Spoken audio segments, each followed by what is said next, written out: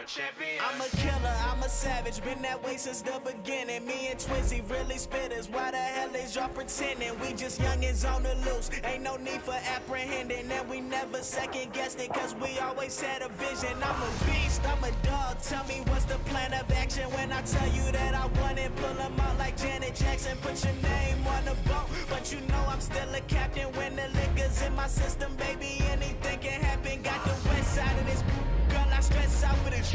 Got that cold blood in my veins like a reptile in this. Gotta make room for my team, don't get exiled in this. Trying to find Mr. Right and get you left out of this shit. Yeah. I've been trying to find my way back home. I've been riding down this road too long. Yeah, mama, I'm coming. I'ma keep running and running. I'm a champion. I'm a champion. I'm a champion. I'm a champion. I'ma keep running and running. I'm a champion.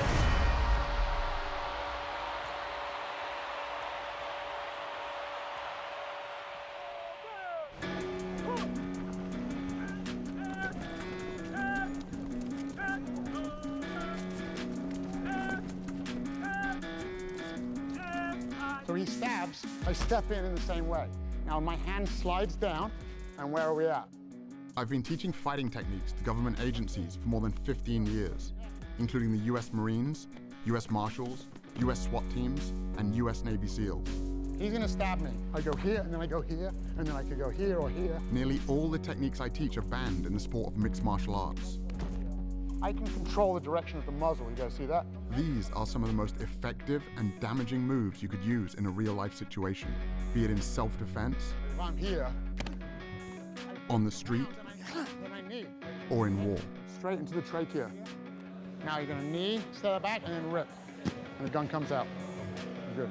This is life or death for these guys, and I'm honored to share this knowledge. Let's see your muscles, James. Let's see your muscles. Oh, yes. Go on, do it again and again. That's right. That's it. Power. James, he was a very lively child, quite hard to control. His teacher said to us, I'm finding it difficult to cope with him because he is so not aggressive, he is so... Lively, really. Lively, yes, I think that's probably the better word. So I took him to one of the training sessions of Kyokushinkai, which is a very hard style of karate. It's a bit more controlled and structured. It calmed him down. From then on, he took the karate to heart. Bruce Lee was his hero as a child, and he had big posters in his bedroom. Like a lot of boys, I dreamed about becoming a kung fu master who could fight off bad guys in any situation. But when I was a teenager, I got attacked on the street and beaten up, coming face to face with the reality that all those choreographed karate routines I'd spent years practicing were completely useless. Then I found out that the same thing happened to Bruce Lee when he was my age, launching him on a quest, the search for truth in combat. Lee went on to study a wide range of martial arts, taking only the best parts of each discipline. His philosophy was simple: research your own experience, absorb what is useful, reject what is useless, add what is specifically your own. Armed with this philosophy, I vowed to follow in Lee's footsteps. 15 years and 5 black belts later, I was given the opportunity to put my training to the test. Good combination by Wilks. Johnson trying to fight back, though. Nice knees by Wilks. Johnson is in trouble. Attacking. One hook in, and he's got the choke. He's got one arm across. Gets up and around now. He's got a tap. James Wilks is the ultimate fighter. Seconds to go. Outstanding performance by James Wilks. James Wilks from Leicester, England, is the ultimate fighter. Then, I got injured. I was sparring with a future heavyweight champion and tore ligaments in both of my knees. Unable to teach or train for at least 6 months, I spent more than 1,000 hours studying peer-reviewed science on recovery and nutrition, looking for any advantage I could find to get back on track as quickly as possible. That's when I stumbled across a study about the Roman gladiators. The gladiator graveyard from Ephesus is the only one with a significant number of individuals buried there. Archaeologists recovered the remains of at least 68 gladiators. There have been more than 5,000 bones analyzed for the study. We found in the cross-section of the bone very high bone mineral density, which indicated intense training and high-quality diet to build up strong muscles and strong bones. This diet gave the gladiators the nickname hordeari, which means beans and barley muncher. We know different food sources give different amounts of strontium in the bones. High strontium levels in vegetarians, low strontium levels in carnivores. If there is low strontium in the sample, the flame will stay blue. If there is high strontium levels, it will change from blue to red. The gladiators were predominantly vegetarian. This totally blew my mind. The gladiators were highly prized fighters who got the most advanced training and medical care in the Roman Empire. To think that the original professional fighters ate mainly plants went against everything I'd been taught about nutrition. And now, ladies and gentlemen, the one and only Superman. James, does Superman eat meat? Yes. He does? Yeah. Oh. Could you tell us what sort of foods you eat for tea time when you come home? Nearly the same as dinner, but egg and lamb chop. Do you think all the other children should eat those sort of foods? Yes. In order to get strong?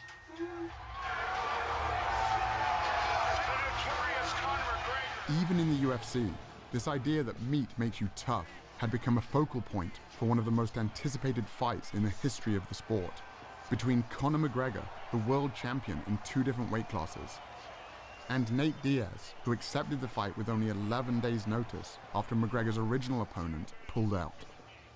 McGregor was a big meat eater. It's steaks every day for me. Steaks for breakfast, steaks for lunch, steaks for brunch, grass-fed, massaged, beef, all day long. Diaz was on a plant-based diet. Eat your vegetables. And McGregor had a field day with it. This man, let's see, can he fight? I'm a lion in there. Your little gazelle friends are gonna be staring through the cage, looking at your carcass getting eaten alive. McGregor was feeding off a stereotype that was pretty much universal. You hit like a vegetarian. I was curious to find out if there were any other elite athletes following a plant-based diet. The first I found was Scott Jurek, one of the greatest ultra runners of all time. Scott built his career running extreme distances over brutal terrain, conquering the sport's most prestigious races, including the Badwater Ultramarathon, 135 miles through California's Death Valley, with temperatures reaching 130 degrees. I was training for the Western States 100-mile race, which is like the Super Bowl of ultramarathon racing. And that's when I was transitioning to a plant-based diet. I remember doubting myself, even up to a week before the race, like maybe I should have eaten meat. But I led that race from start to finish and won it for 7 years in a row. And there was no question that the plant-based diet was fueling my victories. When I met Scott, he was gearing up for the greatest challenge of his career. Invite me over. When I'm moving, I'm definitely going to be eating. Having already mastered single-day endurance events, Scott was now trying to become the fastest person ever to run the entire Appalachian Trail, a distance of 2,200 miles. My goal is to break the record. 46 days, 11 hours. Let's go to Maine. 2 marathons a day over technical terrain. Average of 11,000 feet of climbing and 11,000 feet of descent every day, back to back to back to back. It's completely beyond anything I've done before. As Scott hit the trail, I was confused about how his meat-free diet could possibly give him enough energy. So I reached out to Dr. James Loomis, a team physician who was part of 2 championships, a World Series and a Super Bowl. What I found in the locker room was some pretty outdated ideas about nutrition. You would go to a pre-game dinner with the football team and you would see this spread. There would be steak and chicken, very much protein-oriented, because their perception was that the protein is what sustains their energy. But in fact, that's not the case. The actual energy for exercise comes mainly from carbohydrates in the form of glycogen that we store in our muscles. And when we sacrifice those carbohydrate calories for protein calories in our diet, what ends up happening is you will develop really chronic carbohydrate or glycogen depletion. And what does that lead to? Well, it leads to chronic fatigue and loss of stamina. I wanted to know how this whole meat gives you energy thing got started, and traced it back to the 1800s when a famous German chemist hypothesized that muscular energy came from animal protein, and that vegetarians were incapable of prolonged exercise. Liebig's beliefs were so widely accepted that they even inspired the USDA's first protein recommendations. By the time science proved his theory false with the discovery that hardworking muscles run primarily on the carbohydrates found in plants, it was too late. People all around the world had already bought into Liebig's ideas about meat and energy. But not everyone was convinced. As early as 1908, plant-based athletes were starting to claim their first Olympic golds. Are you still sticking to your vegetarian diet, Mary? Very rigidly, yes. And do you find that's a benefit to you, do you? Greatly, or I wouldn't do it. Winning the gold medal. Lewis gets it, and it's a new world record as well. I changed my diet to a vegan diet, and I set all of my personal bests at 30 years old. The oldest man ever to win a world or Olympic medal. And there were current Olympians too. Morgan Mitchell is the two-time Australian 400-meter champion. Here comes Morgan Mitchell. Champion, this is very, very fast. It's tough, the 400, I won't lie. The first 200 is pure speed, and then the last 200, it shows who's got that speed endurance training in their legs. And obviously the last 50, you've just got to pray because lactic is hitting hard. You need to be able to hold that endurance. She also represented Australia at the 2016 Summer Olympics. A lot of people had doubted me when I first became vegan, but my energy levels increased incredibly. And my iron, my B12, everything that people said would become deficient were amazing. I thought, I'm going to make sure I'm beating them all on the track. I mean, we're all friends, but it was pretty cool to finish my Australian domestic season undefeated. And to win the Nationals was obviously that little cherry on top. Morgan Mitchell, she's tearing away from the field. There was also Dotsie Bausch, an 8-time USA national cycling champion and 2-time Pan American gold medalist. My event in track cycling requires a massive amount of explosive power. Let's go, ladies. Go, go, go. First of all, we have to get off the line, and we're starting from a dead start with one gear. We have to be able to move that mass, that weight, off the line and get it up to speed within 3/4 of the length of the track. My training regimen involved 6 days a week, climbing mountains up and down for at least 4 and 5 hours a day, hard track sessions, and then big gym sessions. I grew up in Kentucky, so that's the land of casseroles and barbecue and meat. So when I transitioned over to an entirely plant-based diet, I wasn't sure if I was gonna survive. And I actually became like a machine. I got up from being able to move about 300 pounds on the inverted leg sled to moving 585 pounds, 60 reps, times 5 sets. To move that kind of weight, you need more than just energy. You also need strength. In other words, protein. I just couldn't believe that Dotsie, or anyone for that matter, could get enough protein eating only plants. I think one of the biggest misconceptions in sports nutrition is that we have to have animal protein, and in particular meat, to get big and strong and perform at a high level. That's just clearly not true. All that protein that you get when you eat a steak or a hamburger, where did it come from? It came from the plants that the cow ate. I was surprised to learn that all protein originates in plants. Cows, pigs, and chickens, it turns out, are just the middlemen.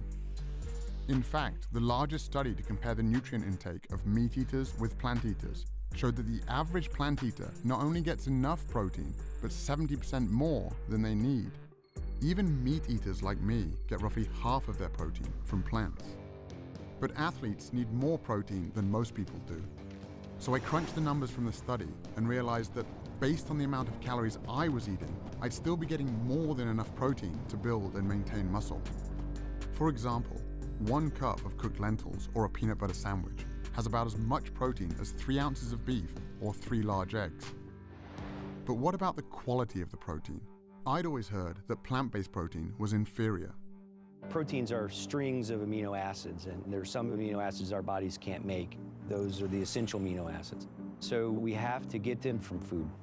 And one of the arguments about animal-based proteins being superior is that plant-based proteins aren't complete, so you're not going to get all the amino acids, and that's a fallacy as well. Again, I was surprised to discover that every single plant contains all the essential amino acids in varying proportions. And when it comes to gaining strength and muscle mass, research comparing plant and animal protein has shown that as long as the proper amount of amino acids are consumed, the source is irrelevant. This all sounded great in theory, but all the athletes I'd met so far were pretty lean. If getting lots of protein without animal foods really wasn't an issue, where were all the big guys?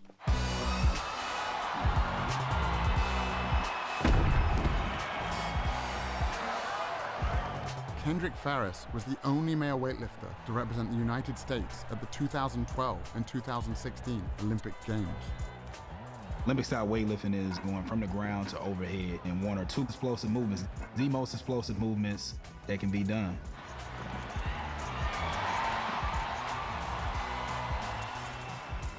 When I made the switch to a plant-based diet, they were like, I don't know how you're gonna lift that much weight and you're not gonna be eating anything, you're just gonna eat grass, like how are you gonna be strong? I qualified for my 3rd Olympic team, you know what I'm saying? I broke 2 American records. I won the Pan Am Games. I was like, man, like I think I should have done this a long while ago. Like, why didn't I research this before? And Kendrick wasn't alone. 5,000 miles away, I found another strength athlete named Patrick Baboumian. Long grenades!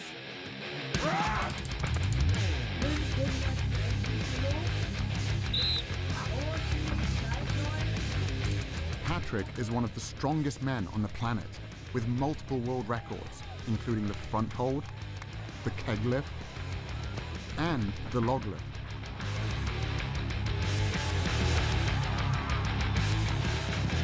How could one of the world's strongest men be so powerful, eating only plants? No meat, no milk, no eggs. Most of the training I do at home because it's just more practical. Someone asked me, how could you get as strong as an ox without eating any meat? And my answer was, have you ever seen an ox eating meat? I stopped eating meat in 2005. Up to that time, I was 105 kilo. And now I'm 130 kilos. Also at the same time, I set like 4 world records. So when I stopped eating meat, I got stronger and bigger. Okay, so I just go under here. Okay, yeah. Really take care of, your back should really be straight. Get up. At 700 pounds, I could not move the yoke at all. It felt like it was bolted to the ground.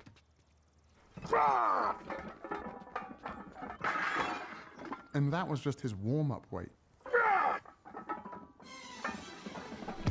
It's hard to fathom how strong Patrick really is. It's almost superhuman.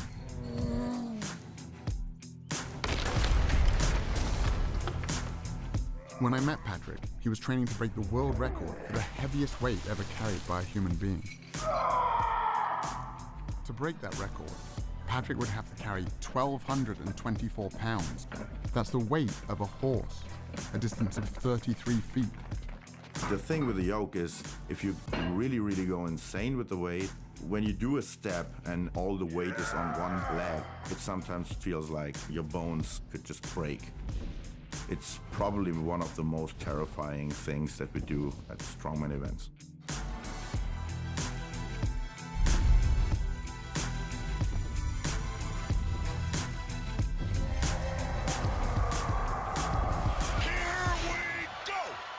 When Nate Diaz stepped into the cage to face Conor McGregor, the Vegas oddsmakers had Diaz as the 4-1 underdog. He caught him again with a submission. Diaz trying to finish with a submission. He's got it. That's it. He's got the choke. Nate Diaz. He's got it. He has done it. Nate Diaz beats Conor McGregor. Oh my goodness. Nate Diaz, you just shook up the world. How's that feel? Hey, I'm not surprised, motherfuckers. It's a bitter pill to swallow. It was simply a battle of energy in there, and he got the better of that. So 9 days out from the fight, I started eating 2 steaks a day, and it just came back to bite me on the ass, you know? This was the greatest upset in UFC history, and it turned out Nate wasn't the only plant-based fighter out there. I stopped eating meat probably like around the end of 2012. I grew up not even knowing about half of these other vegetables.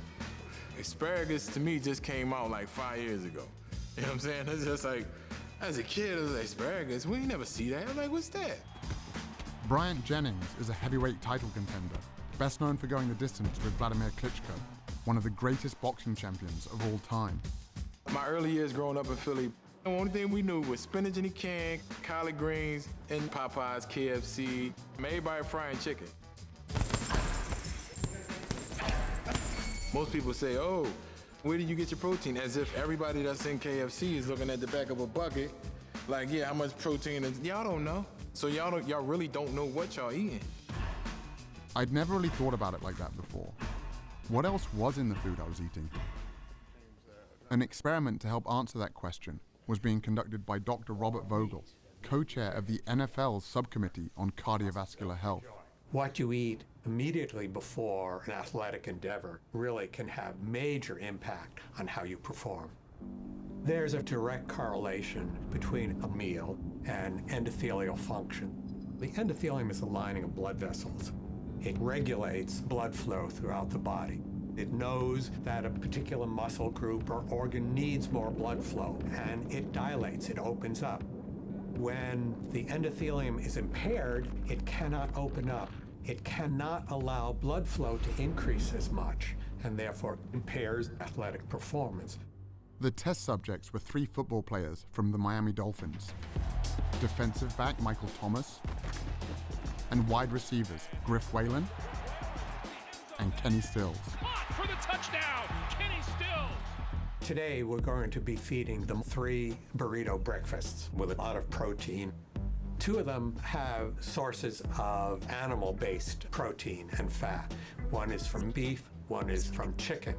Third is a plant-based burrito, which has beans in it. So the protein and the fat came from a plant-based source. Tomorrow, we're going to feed them all bean burritos. We're looking at the impact of eating a different meal on the same people. All right, here's the beef. Thank you. Chicken here, and I have a plant-based one here as well. Thank you. Griff has been plant-based for 4 years, so he got bean burritos on both days. On away games, we always eat fried chicken, we eat Popeyes. I love fried chicken, I love Popeyes, and I'm gonna eat Popeyes every time. 2 hours after each meal, the players had their blood drawn and put into a centrifuge. The red blood cells sink to the bottom. An amber-colored fluid called plasma rises to the top. If the plasma is see-through, it means there's not much fat in the blood, and the endothelium is likely functioning well. Michael, today's blood and yesterday's blood. This is a plant burrito. This is a meat burrito. Look at the difference it makes in what circulates in your bloodstream. Cloudy? Cloudy. And that's on top is the fat circulating in your blood from the meat burrito. Gotcha. Griff, you're the vegan. Here's your blood from today and your blood from yesterday. Nice and clear, both of them. So the fat from the avocado doesn't have that kind of effect? That's right. Kenny, you're the fried chicken guy. You want to see your chicken? There it is. Yeah, it's pretty gross to see. Sources of animal-based protein and fat have a tremendous impact on endothelial function. That lasts for 6 or 7 hours after you eat. So if you have bacon and eggs for breakfast, or a hamburger for lunch, and a steak for dinner, this is going on all day long. Your blood is always cloudy, and the ability to operate at your best is always impaired. Damn. I guess I won't be eating my fried chicken no more. Dr. Vogel's experiment was backed up by numerous studies measuring how a single animal-based meal can impair blood flow. I also found a large body of research showing that plants have the opposite effect, improving endothelial function and increasing blood flow. Controlled studies show that simply drinking beet juice before training allows subjects to cycle 22% longer and bench press 19% more total weight. I've seen races where it has come down to the 1,000th of a second. Sometimes you have to do things that you know your competitors aren't doing, getting every single advantage you can. Knowing I could get enough energy and protein was one thing, but seeing what a single animal-based meal could do to an athlete's blood sealed the deal. It was time to give this plant-based thing a try, but there was only one meat-free meal I could think of. Hi, what can I get for you today? Could I get 2 bean burritos, please? Bean or beef? Bean. All right, I'll see you at the window, okay? Thank you. You're welcome. When I went plant-based, I thought that it would be a longer transition, but I just immediately started feeling like I could go kick ass and not need the recovery in between. It was mind-blowing to my teammates. They were tired of me saying, like, let's go again and again. Recovery is the most essential element of an elite athlete's existence. It's damage repair, and you do that over and over again. Because if you can do more work and more repair, you're gonna be the better athlete. Dotsie was right. Bouncing back quickly between workouts is a huge advantage for any athlete. But the idea that food could be the secret weapon, I had to find out more. Dr. Scott Stoll is a former Olympian and a team physician for the USA Olympic team. I work with professional athletes that are very interested in protein. Protein's important, but which package is your protein coming in is the better question to answer. The plant-based protein versus the animal protein, which package is going to help the body overcome inflammation and help the body to recover?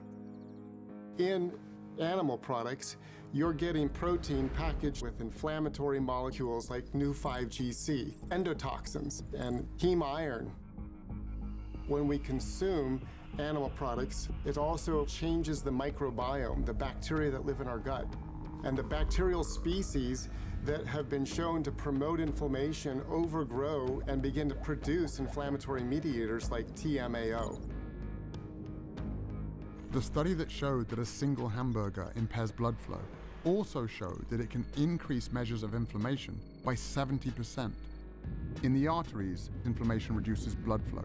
In muscles and joints, it can increase soreness and delay recovery.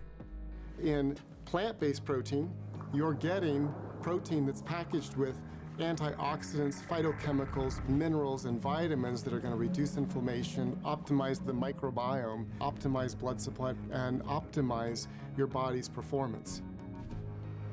The antioxidants Dr. Stoll was talking about are found almost entirely in plants, which have, on average, 64 times the antioxidant content of animal foods. Even iceberg lettuce has more antioxidants than salmon or eggs.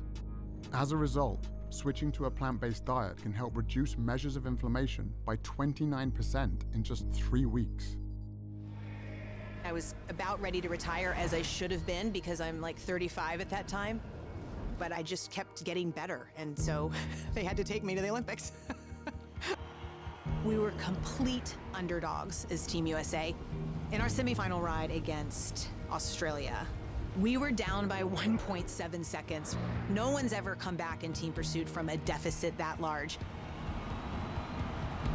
And we beat them on the line by 8/100ths of a second.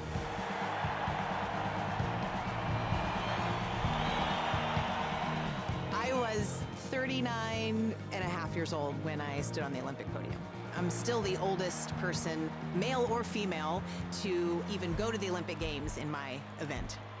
My diet was the most powerful aspect to me being able to perform and produce for the U.S. team at the Olympic Games.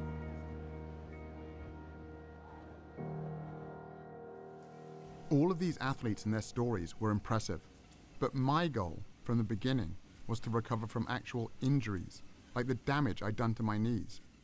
And he's down at the line of scrimmage in the arms of Derek Morgan. Derek Morgan had been on a similar journey. In the NFL, the injury rate is 100%.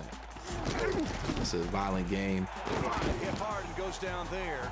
And so how you respond to injury and how quickly you heal from injury is important, because if you're not on the field, you're not helping the team. I was reading the research and seeing that a plant-based diet could be beneficial specifically for recovery. And so I started incorporating it and I started seeing really good results with it. I was recovering better. I wasn't getting as sore. I was a lot less swollen. Basically, to confirm what I was feeling, I got my blood tested. 6 months after being on the diet, all of my markers were down, my blood pressure, my cholesterol. But the main thing I was looking at was the inflammation marker in your blood, and mine was almost obsolete. It wasn't there anymore.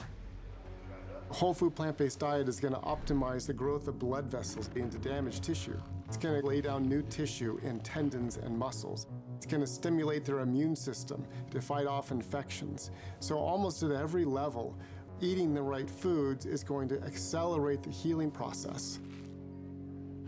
6 weeks into my personal plant-based experiment, I went to the gym to see if I could notice a difference. I wasn't able to spar or wrestle yet, so I decided to hit the battling ropes. At my gym, lasting 10 minutes on the ropes gets your name on the wall. Only a few people had ever hit 20 minutes. Even at the peak of my conditioning, the most I'd ever got was 8 minutes. James, keep it going. But on this day, I hit 10 minutes easily.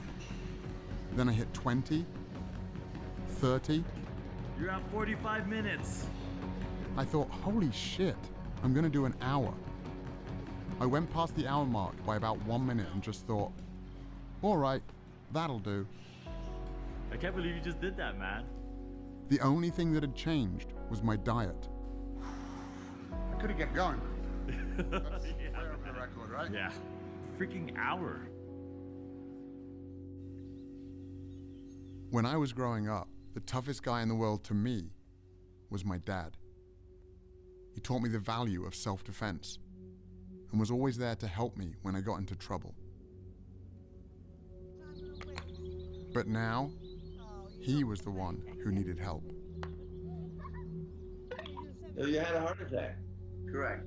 Had you had much in the way of symptoms prior to this episode? No, never before. After my dad got out of the hospital following emergency heart surgery, we got on a Skype call with Dr. Caldwell Esselstyn, an internationally renowned heart disease researcher from the Cleveland Clinic. Always been, I think, very fit. So somewhat of a surprise. Well, no, not a surprise. In all of Western civilization, there is nothing more common than coronary artery heart disease. And that is because of the foods that most people eat every day. Do you happen to recall into which of your arteries did they place the stent? Was it into the left anterior descending or the right? After seeing how much a single animal-based meal can affect healthy young athletes, I couldn't help but wonder what a lifetime of these foods might have done to my father's heart. In all of our studies, we found the same thing. These same biological mechanisms that affect performance also affect our health. Chronic inflammation, oxidative stress, and endothelial function. When you eat animal products, you start to form plaques in the coronary arteries. Plaque formation in the arteries doesn't just limit the function of the arteries, it can also block the blood flow. And that's when the heart starts to have some real problems keeping up with the demands of the body. In terms of heart disease, oftentimes there's confusion. People think that, well, I don't eat red meat, so I'm okay. We know that it's more complicated than that. It's not just red meat.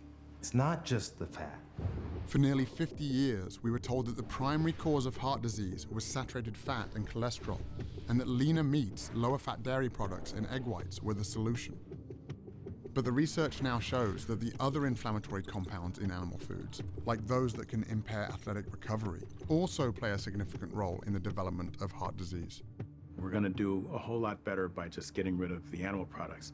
And there are really good biochemical reasons for that. Heme iron is one of them, for example. Heme iron is from an animal source, right? So most commonly you think red meat, even though poultry have it, fish has it. They did a meta-analysis looking over 6 prospective dietary studies, over 130,000 patients, and they came to the conclusion that 1 milligram a day of heme iron is associated with a 27% increasing risk of coronary heart disease. To put that in perspective, an average hamburger patty has about 2 to 3 milligrams. And it isn't just the iron in animal foods that can cause problems. It's actually the animal protein itself. It's not just red meat, not just chicken, not just eggs, not just milk. It's the ingestion of any animal protein. At that moment in time, a process begins at a chemical level inside the body. When the protein found in animal foods is cooked, preserved, or even just digested by our gut bacteria, highly inflammatory compounds are formed that corrode our cardiovascular system. This helps explain why people who get all of their protein from plants reduce their risk of heart disease by 55%. It would also help explain why the only diet that has ever been shown to actually reverse heart disease is a plant-based one. What we found is that in the first month, there was improvement in blood flow and the heart began to pump blood more normally. After a year, even severely clogged coronary arteries became measurably less clogged, and even more improvement after 5 years. But in the randomized control group, who were doing just what their doctors told them to do at the time, less red meat, more fish and chicken, little exercise and so on, their arteries got more clogged after 1 year and even more clogged after 5 years. Humpty Dumpty sat on the wall. While all of this sounded promising, my dad didn't just need to get better, he needed to get better fast. The stents in his heart were only a temporary solution. He could have another heart attack at any moment. I found some hope at a firehouse in Brooklyn, where Dr. Esselstyn's son Rip, a former firefighter and professional triathlete, was launching some of New York's bravest on a powerful new program. What's the #1 killer of firefighters in the line of duty? Heart attacks.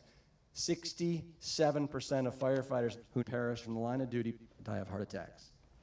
So this right here, that is what we call a healthy artery. The blood can flow through this huge opening here, and this is what happens after decades on the meat and dairy diet. Okay? If you guys have been eating this way, I want you to take the 7-day rescue challenge. We bought you guys plant-based groceries. I want you to give yourselves the chance to see what your internal biochemistry does in just 7 days. I know my cholesterol's elevated, my LDLs are always very high. The same job that I was doing like 10 years ago without an effort, without taking an effort. Despite working out all week, playing sports, my cholesterol's high and growing by about 10, 15 points every year for the last 5 or 6 years. I realized a couple salads a week, it doesn't really cut it. I got 2 kids, so hopefully I'll feel better, have more energy, and add some years to my life. I went to see if I could get my dad to make these same changes to his diet as soon as possible. Well, what are you suggesting? Let's do the shopping. Tomatoes, cucumber, we have hummus dips. But my dad can be a little stubborn, Soya yogurt, and that's about it, I think. so I wasn't feeling that hopeful. We'll just drink tea. I come from a town called Melton Mowbray, known in England as the rural capital of food. It's the home of Stilton cheese and the world-famous Melton Mowbray pork pie. The pace of change here is very slow. And my dad, like most of us, is a product of where he grew up. I just couldn't imagine someone as set in his ways as my father making such a big switch. On the top there, worth another 20 quid. He was 50 quid a lot. Until I got home and went back to the gym. You push me. Go here. I've spent years working out with Lucius Smith, He was a cornerback in the NFL, has a black belt in jiu-jitsu, and was my strength and conditioning coach. That's it. More arms, I told Lou about the research I'd been doing and what happened to my dad. And he'd never mentioned this before, and he said, I've been on a plant-based diet for almost 10 years. Lou is 60 years old, not far off my father's age. Most guys my age can't keep up with the grandchildren. My grandchildren can't keep up with me. When I went from an animal-based diet to a plant-based diet, my blood pressure went down to like 110/70. My heart rate, sometimes it's been under 50, like 48, 47. I'm more focused, I'm more relaxed, and I noticed that I have a lot more energy because of the plant-based diet. Come on, man, come on. People in their 20s, they come in here. We do a workout. I sustain the workout a lot easier than they do. We can come in here and do 800. Listen to what I just said. 800 kettlebell swings and snatches in one workout. They can't make it. I'm not kidding you. They can't hang, man, I'm telling you. They can't hang. There was another guy my dad's age who had also made a big change. I ate a lot of meat. I ate my 10, 15 eggs a day. And, I had my 250 grams of protein a day because I weighed 250 pounds. One and only Arnold Schwarzenegger. But as I got older and as I started reading up on it, I recognized the fact that you really don't have to get your protein from meat or from animals, as far as that goes. So we started going more in a direction of a vegetarian kind of a diet. Now we're doing it the right way, with the right spices. All of a sudden, I love it much more than the meat. And, the cholesterol went down to around 109. It was the lowest that it ever was in my entire life, at almost 69. What we eat has a major impact on our health and our well-being in every way we can measure. People who eat a diet that's high in animal protein have a 75% increased risk of premature death from all causes, and a 400 to 500% increased risk of death from most forms of cancer, prostate, breast, colon cancer, as well as type 2 diabetes. The amino acids that come from animal sources tend to make our cells rev up and multiply faster. For example, there is accumulating evidence that high consumption of proteins from dairy sources is related to a higher risk of prostate cancer. That chain of cancer causation actually seems pretty clear. Cancer has been linked to other animal foods as well. Research funded by the National Cancer Institute found that vegetarians who add 1 or more servings per week of white meat like chicken or fish more than triple their risk of colon cancer. So it's not one set of dietary guidelines for improving your performance as an athlete, another one for reversing heart disease, a different one for reversing diabetes, a different one for reversing prostate cancer. It's the same for all of them.